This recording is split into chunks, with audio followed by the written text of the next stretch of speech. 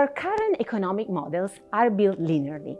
We use the raw materials, turn them into products, consume them, and then discard them into the environment. This way of living is worrisome. If we do business as usual, we will need another planet by 2030 and 2 more planets by 2050, because we are using natural resources 50% faster than their replacement rate. And that's the same problem with our food system.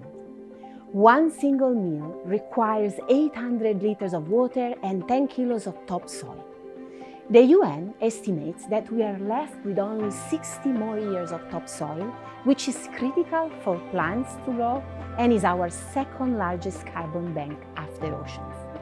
Agriculture emits more greenhouse gases than the entire transport sector. Farming is the biggest consumer and polluter of our water ecosystems. We are clearing Amazon forest in Brazil and other grasslands elsewhere, causing more loss of biodiversity. We are losing and wasting also 1.3 billion tons of food every year. That is equivalent to 3 trillion meals. Can you imagine that? Half of it is lost during harvest, handling and packaging, especially in developing countries. The rest is wasted by consumers, by us, especially in more developed economies. Imagine how many people in how many countries can be fed with these 3 trillion meals. But then I ask you, what can we do about it?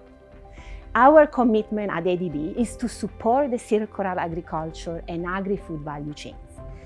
By decoupling the economic activities from the consumption of finite resources, we can protect our planet. The opportunities are immense, and there are incredible examples to look at. At the production level, we need regenerative agriculture to build health into the farm ecosystems and increase soil fertility. Countries like Malaysia are producing organic fertilizers from agriculture and food waste and municipal sludge through compost facilities. These are replacing chemical fertilizer and improving the soil health with the waste managed sustainably. In Viet Nam, we built more than 30,000 biogas household digesters in 16 provinces, which resulted in clean energy and healthier environment for the rural communities. In the People's Republic of China, technology for the utilization of crop straw as livestock feed, fertilizer, energy, and industrial use have shown enormous potential for reducing waste and pollution. We need to rebuild food systems that don't create waste, especially for Asia, that produces 50% of the world's food waste. Look at South Korea. Its food waste recycling rates went from just 2% in 1995 to 95% in 2019. How?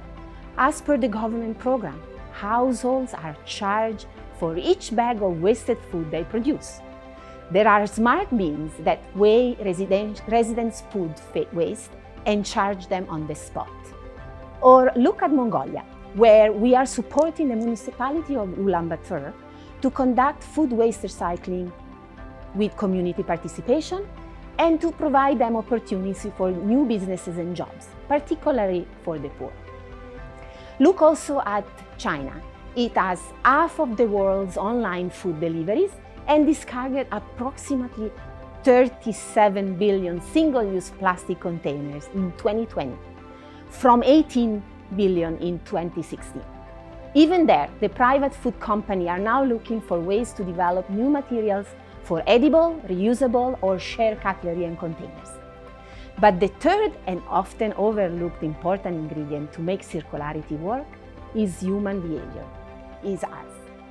Every decision we make impacts the circular food model, from our recycling effort or buying innovative circular products or choosing diets that don't destroy the soil.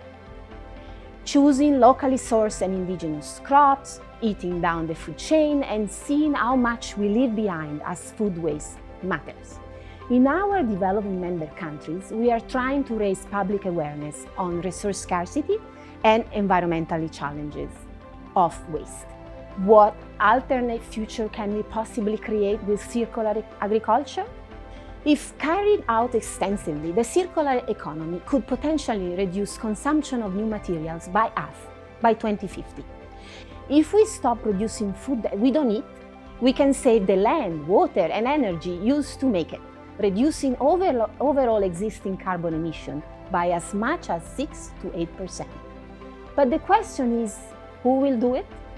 At ADB, we are working on policy, sovereign and non-sovereign investment for the needed infrastructure, including reverse logistics, research and development, technologies, and also knowledge solutions.